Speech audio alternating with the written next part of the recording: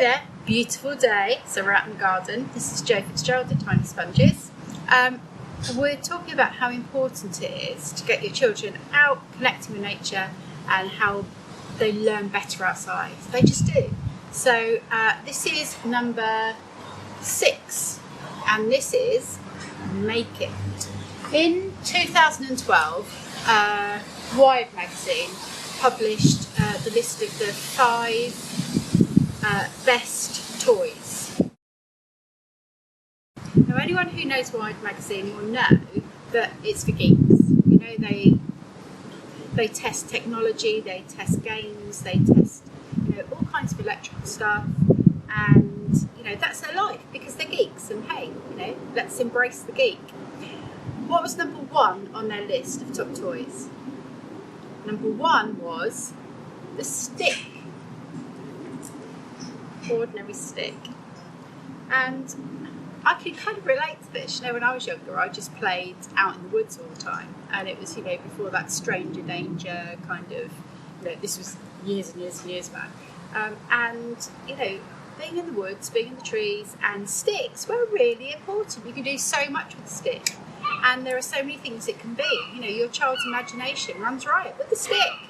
It's a gun, it's a wand, it's a broomstick, my favourite means of travel. I made this morning. I'm a little bit proud of it. It's a scavenger stick. So all that I did was went around my garden. Luckily I had a big stick. I have a dog, so she collects big sticks. Went around my garden and got all of this stuff, and I think it's beautiful. I really like it. And you know, if you haven't got a garden, it doesn't matter, just go out in the wild, you know, you find a stick and take something with you. Like I've got gardening wire here, so we just wrapped it round, and look at this. I think it's incredible. I might keep it forever. So that's the first thing about sticks. Sticks are really, really important. And you know, get your children and yourselves, you know, going out and looking at what you can do with sticks. Number 1 toy. So there are big sticks, logs, and there are little sticks. So all I've done is go around my garden again, but you could go into, you know, into the forest, into the woods, anywhere. Anyone who knows me knows my love for dinosaurs. I'm sure on this video you can hear pterodactyls in the background. That's great. What you're trying to do here is with the sticks, another pterodactyl just flying past. What you're doing is you're setting up small world play. That's what we call it. All I do here is I just set it up and then let your kids just go with it. You know, it's great for their imagination. There's a kind of little bit of role play going on. You know, lots of vocabulary. You know, they choose what they want in that dinosaur world, and that's what they're going to do. While I'm here, I'm just going to mention Tough Trays. I just absolutely love these. They're not expensive. You can get them, well, readily, but I get them on Amazon because it's a really good site, and it's not expensive. And this is great for all kinds of stuff, and I'm going to show over the weeks and weeks and weeks and months and years, hopefully, I will be showing you how best to use these. You know, if you don't want your lounge or your garden messed up with, then this is very containable and it's great. So here's Dinosaur World. Let your kids explore, let them just go with it. Okay, so number 2 on Wired's best-selling toys of all time was, ta-da, boxes. We all love a box. You know, how many times have you bought something like really expensive or something you thought your child would really, really love? And over Christmas or birthday, what they do is they play with the box. Excuse me, the tree is attacked. So, how do you play with boxes outside? Well, it's really easy. Either, you know, you've got loads and loads and they build a fort or a den or whatever, stick them all together, get masking tape. You know, it's just really easy to do and they love it. Or it's a boat. Amazing.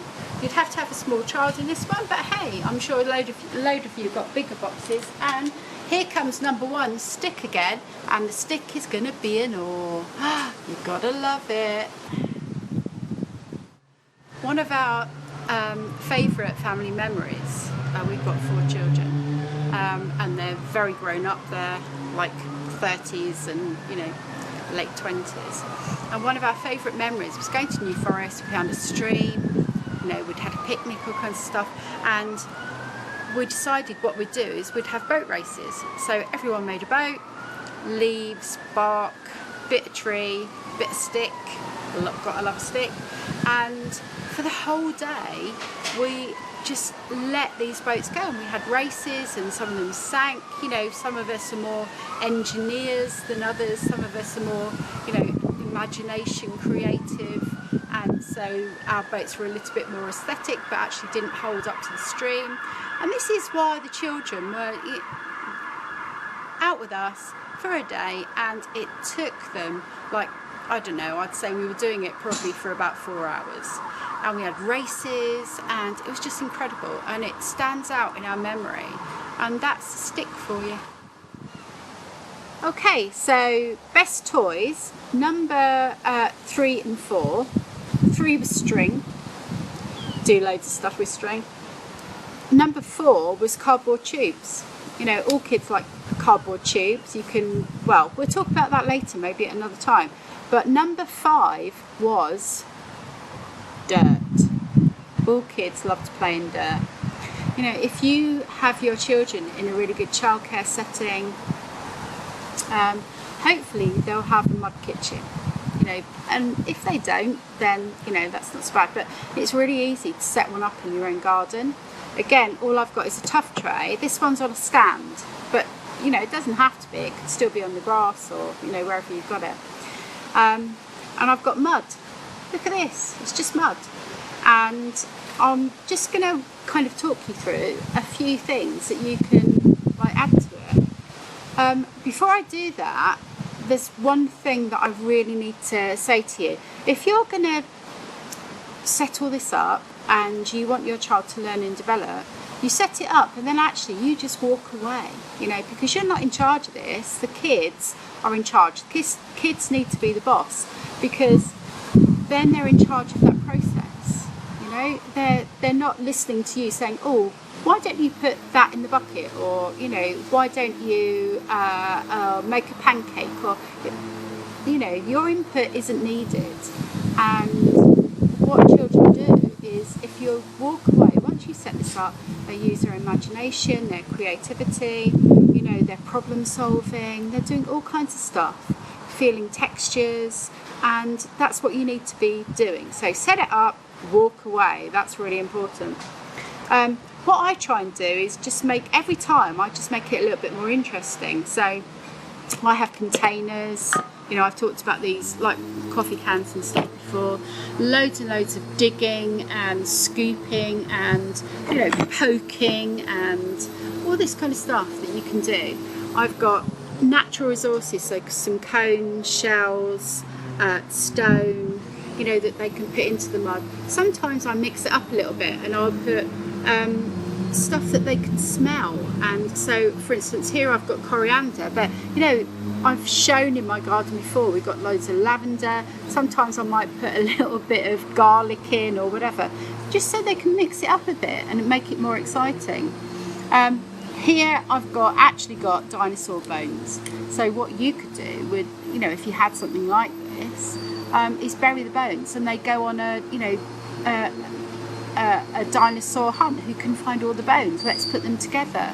You know, it's just turning your child into an archaeologist. Wow! And you've done that. Also, add to it some water. Water's really important, because then they find out that water actually changes the texture of the dirt, and, you know, that's science. Yeah, so we just talked about water. You know, adding it to the mud is really important. Water is nature. Of course it is.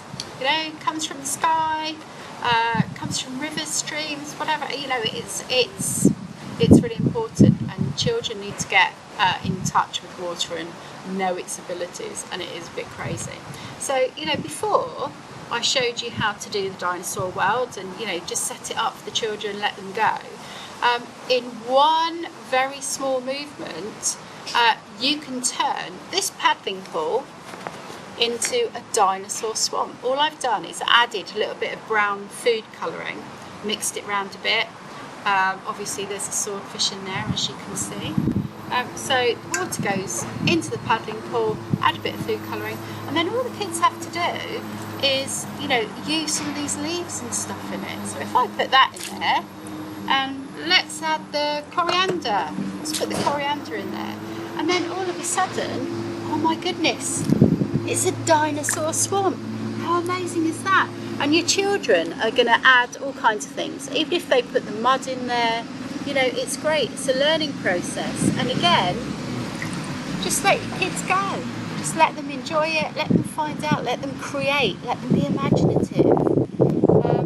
That's what it's all about. And it's very, very simple. You know, you don't need a lot of stuff. You don't need a garden. You could do a lot of this inside your house if you're happy for your kids to be playing with water in your house. And, you know, all you have to do is put a few towels down. You know, it's not rocket science. You are doing this. You are allowing your children, enabling them to learn, to develop. You know, that you're bringing in so many physical attributes, small motor skills, gross motor skills. You're getting them to be curious, to think about, well, what would happen if I put this in here? How could we make this? There are so many things that you're teaching your children just by setting these kind of things up. So go away, enjoy it, and again, if you want to put any comments down below, or if there are any things that you do with your children, I really, really want to know. I'm not just saying that, I really do. I want to see what you do with your children, how you set things up for them, you know, how you're enabling that learning, that connection with nature. It's really, really important, and I love it, and I want to know what you're doing. So please let me know. Thank you for watching this, and I'll see you next time.